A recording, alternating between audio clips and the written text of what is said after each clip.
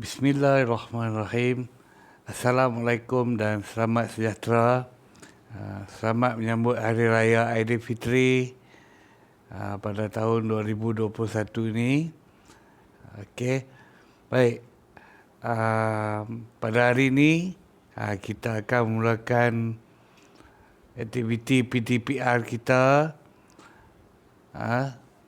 kerana pertambahan kes pandemik COVID-19 ni, kita terpaksa belajar di rumah. Cikgu harap kamu semua sudah bersedia untuk belajar di rumah. Okey, untuk hari ini cikgu akan mengajar mata pelajaran sains tajuk haiwan. Cikgu yakin kamu semua telah memahami apa yang telah cikgu ajarkan untuk tajuk-tajuk yang lepas. Okey.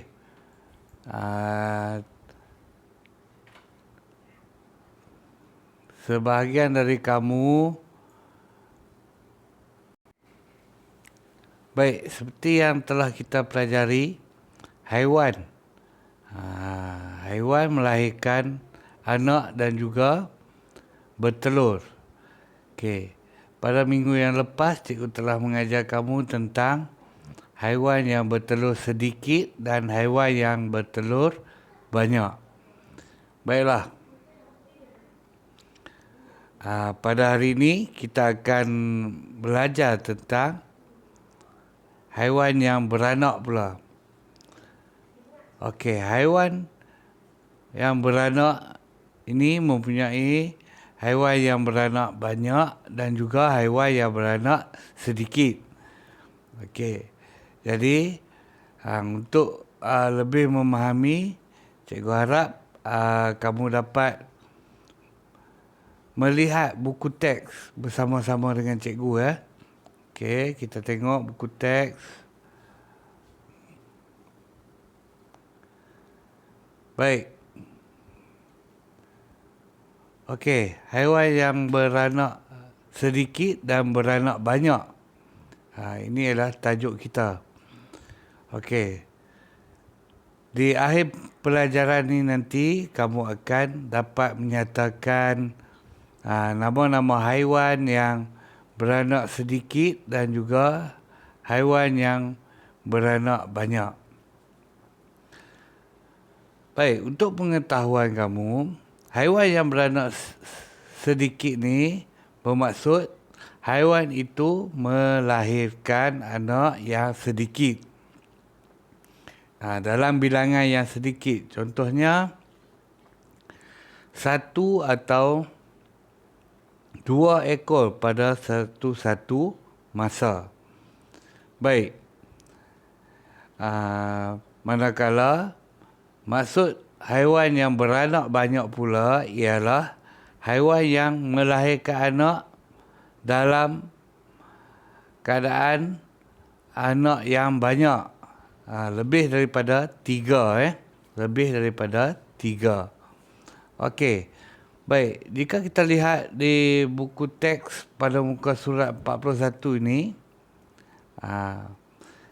terdapat diberikan contoh 4 haiwan, iaitu tenggiling, ikan lumba-lumba, arnab, kucing. Ada 4. Baik, haiwan yang melahirkan anak mempunyai bilangan anak yang tidak sama banyak. Jadi berdasarkan gambar di atas, haiwan yang melahirkan anak yang sedikit ialah tenggiling dan ikan lumba-lumba. Manakala haiwan yang melahirkan anak yang banyak ialah arnab dan kucing. Baik, jika kita lihat tenggiling dan ikan lumba-lumba. Ikan lumba-lumba sejenis ikan, tetapi ia melahirkan anak. Ikan lumba-lumba di dalam kategori mamalia. Jadi ia melahirkan anak. ia tidak bertelur seperti ikan-ikan lain. Baik, tenggiling, haiwan yang hidup di darat. Tenggiling akan mengandung dan melahirkan beberapa ekor anak. Satu atau dua ekor anak sahaja. Okey. Jadi, kedua-dua jenis haiwan ini tergolong dalam kumpulan haiwan yang beranak sedikit. Okey. Baik, kita pergi kepada haiwan yang beranak banyak, iaitu arnab dan kucing.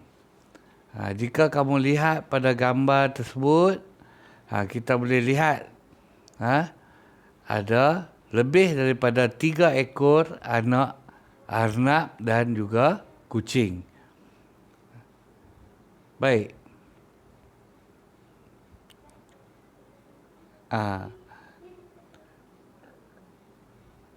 Ada pelbagai haiwan lagi yang tergolong dalam kedua-dua kategori ini.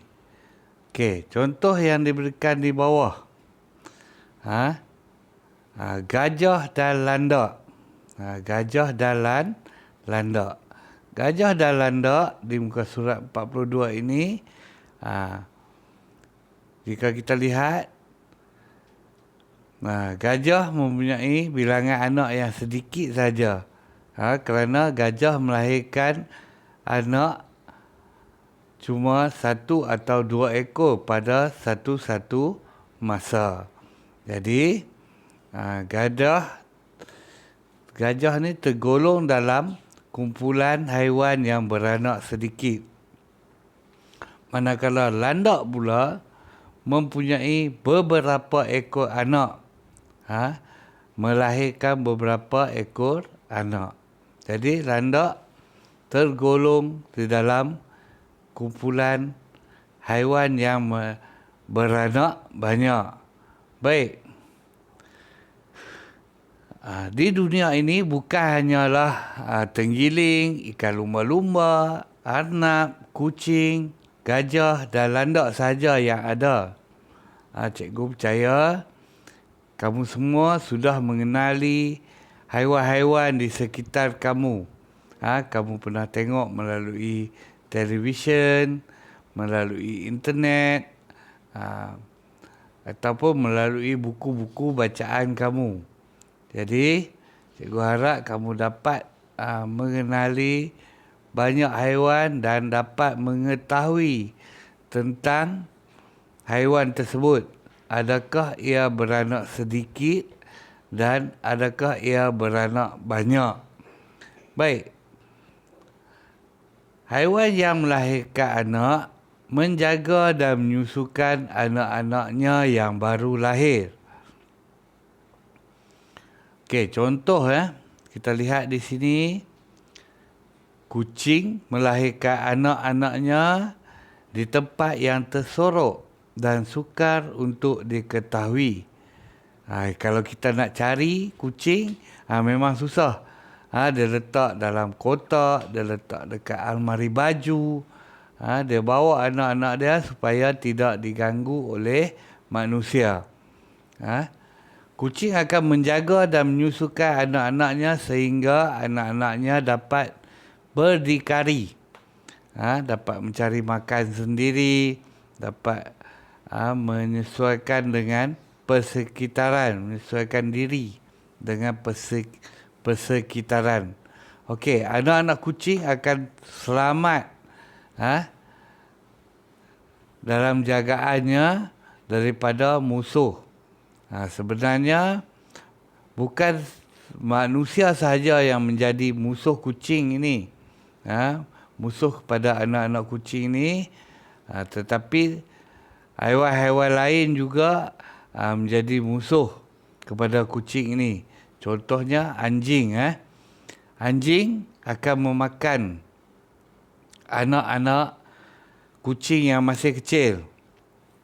Kerana anak-anak kucing ini tidak mampu untuk mempertahankan diri mereka. Okey. Selain itu, kucing jantan juga suka memakan anak-anak kucing. Memakan kucing anak-anaknya sendiri. Jadi ibu kucing yang bertindak untuk menjaga keselamatan anak-anak kucing ni daripada gangguan musuh. Baik. Okey, jika kita lihat soalan di bawah. Bagaimanakah pula gajah melindungi anaknya? Okey. Gajah tidak menyembunyikan anaknya. Tetapi macam mana gajah nak sembunyikan anaknya? Anak gajah terlalu besar. Jadi gajah ini akan membawa anaknya ke mana saja ia pergi. Dan seperti kucing tadi, gajah juga menyusukan anaknya hingga anaknya dapat mencari makanan sendiri dan juga berdikari. Okey, baik. Untuk tugasan pertama, tadi cikgu ada kata kamu telah mengenali haiwan-haiwan di persekitaran kamu. Okey, haiwan mana yang beranak sedikit dan haiwan mana yang beranak banyak. Baik. Cikgu nak kamu buat 2 peta buih.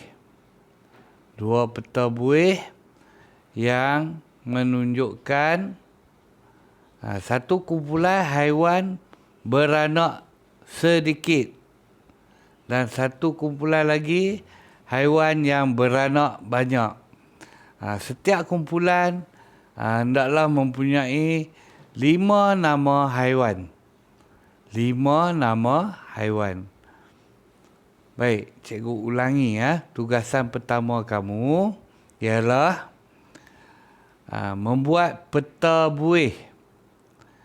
Peta buih yang menunjukkan dua peta buih. Satu untuk kumpulan haiwan beranak sedikit dan satu lagi kumpulan haiwan beranak banyak. Peta buih ini kamu kena isikan nama-nama haiwan yang beranak sedikit dan haiwan yang beranak banyak. Jika boleh, cikgu tidak mahu kamu menulis semula nama haiwan seperti contoh yang diberikan, iaitu tenggiling, ikan lumba-lumba, gajah dalam haiwan yang beranak sedikit. Untuk haiwan yang beranak banyak, cikgu harap kamu sudah tidak menulis nama arnab, kucing dan juga landak. Baik. Okey, jika kamu tidak tahu bagaimana untuk melukis peta buih. Ini pembelajaran abad ke-21. Baik, kamu boleh type di Google peta buih. Dan kamu akan dapat melihat contoh peta buih. Peta buih ini bukan saja untuk kegunaan mata pelajaran sains, tapi dia juga digunakan untuk mata pelajaran lain. Okey. Jadi hari ini cikgu minta kamu melakukan aktiviti pertama ini setelah kamu menonton video ini, iaitu dengan melukis 2 peta buih. Okey, peta buih yang pertama kamu tulis haiwan beranak sedikit dan cari 5 nama haiwan yang beranak sedikit. Tuliskan dalam peta buih yang pertama.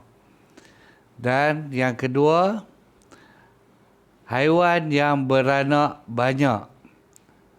Cari 5 nama haiwan yang beranak banyak dan isikan di dalam peta buih yang telah kamu buat tadi. Okey. Baik, tugasan ini hendaklah ditulis di dalam buku nota sains yang ada pada kamu. Baik, kita akan menyemaknya setelah sekolah dibuka secara bersemuka. Okey, iaitu pada bulan Jun nanti. Okey, jadi cikgu harap kamu semua dapat menyelesaikan tugasan ini dengan mencari maklumat daripada buku, daripada internet, daripada televisyen atau apa saja sumber yang kamu ada. Okey, baik. Seterusnya, tugasan yang kedua. Okey, halaman buku aktiviti halaman 24 ataupun muka surat 24. Okey, cikgu harap kamu dapat siapkan aktiviti di muka surat tersebut dan bolehlah kamu tunjukkan kepada ibu dan bapa kamu apa yang telah kamu pelajari pada hari ini. Okey. Ingat apa yang kita pelajari hari ini? Siapa ingat? Okey, baik. Betul. Ya. Baik, haiwan yang beranak sedikit dan haiwan yang beranak banyak. Okey, haiwan beranak sedikit maksudnya 1 atau 2 ekor sahaja. Manakala haiwan yang beranak banyak 3, 4, 5 dan seterusnya. Banyak ekor. Okey. Jadi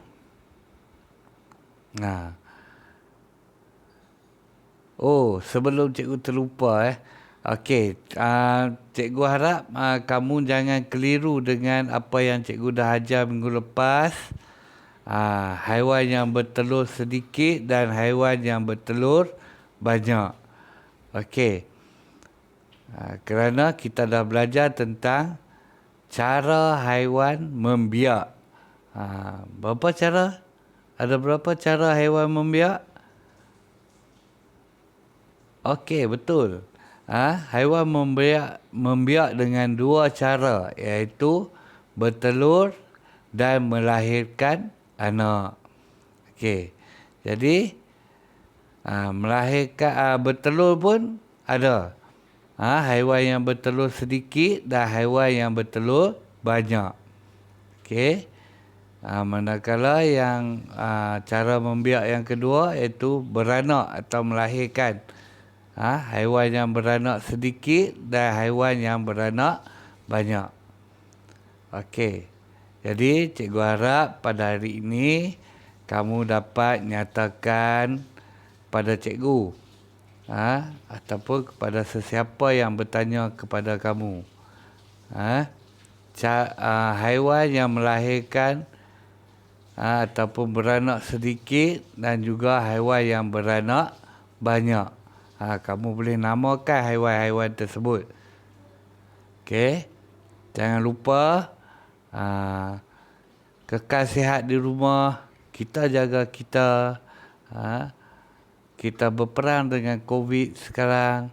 Dan kekalkan kesihatan diri. Jangan keluar rumah tanpa apa-apa sebab ataupun tanpa punca yang penting. Okey. Itu saja untuk hari ini. Assalamualaikum warahmatullahi wabarakatuh dan selamat Hari Raya Aidilfitri. Maaf zahir dan batin.